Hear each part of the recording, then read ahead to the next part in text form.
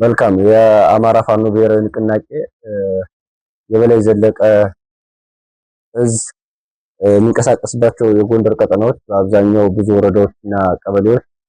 በፋኖ ኃይላችን ቁጥጥር ስር ወይም በሰራዊታችን ቁጥጥር ስር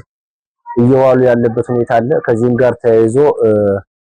በተለያዩ ወረዳዎች እንዲሁም በተለያዩ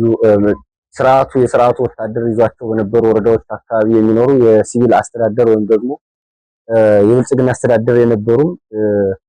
የሚኒሻ ኃይላትን የፖሊስ ኃይል እንዲሁም አድማ ብተናዎችም ሰራዊት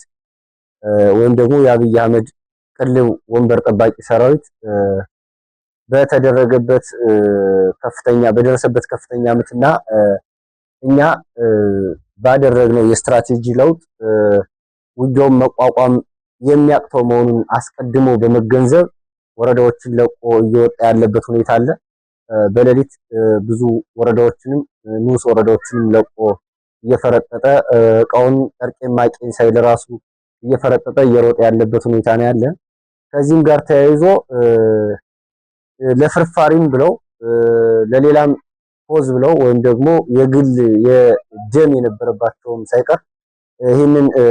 አሸባሪ ስርዓት መጠጊያ አድርገው በሚኒሻነት